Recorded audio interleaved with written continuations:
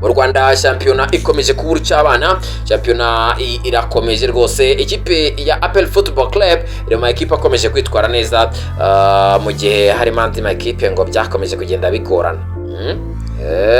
Hanyuma rero abarimo Ombolenga hoze mu ikipe ya Rayon Sport, nimwe abantu ngo bafashije ikipe ya APR Football Club kwitwara neza, ngira ngo ni byinshi cyane biba biri kuvuga. Hagati aho ngaho biravuga ko APR na Rayon Sport mu byumweru katureba abantu mu bika amafaranga mu byumweru bibiri biri imbere baraza kuba bashobora kuba bacakirana nanone. Ese uyu mukino niba haracyafite gahunda kuzajya kuba wajya kureba.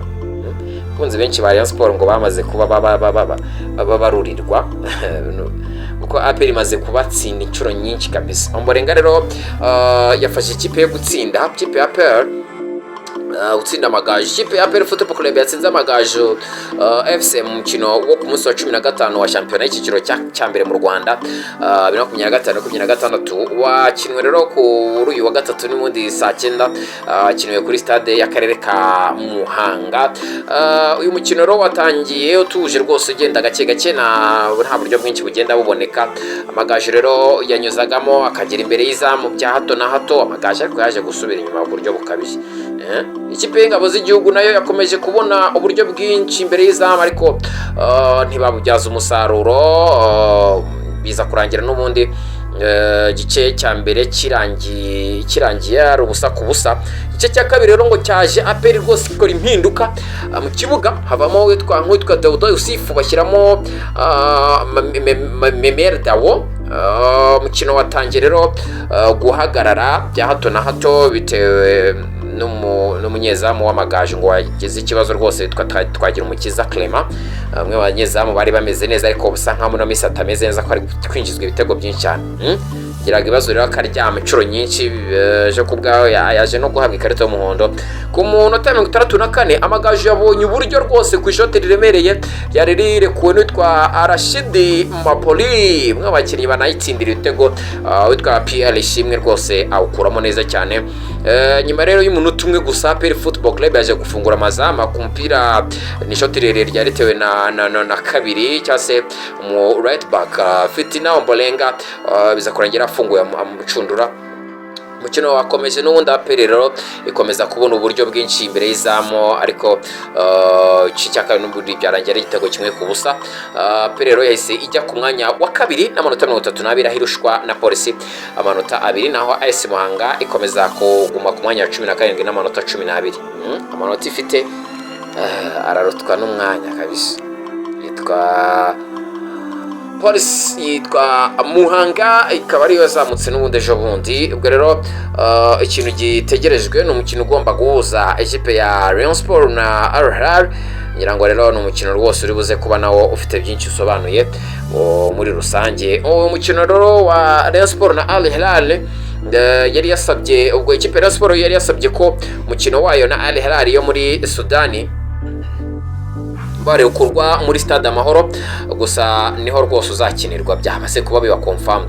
Nyuma yuko rero ikipe yambara bururu n'umweru itsinzwe na APR Football Club bitego 4-1 ku mukino wa Super Coupe ya 2025, perezida wayo Murenza Budara yavuze ko rwose bari mu biganiro n'ubundi na Rwanda Premier League kugira ngo umukino uzakinire ko izakira Al Hilal yo kuzakira Al Hilal kuri stade Amahoro, ahubwo rero ujyanwe kuri Kigali Press Stadium.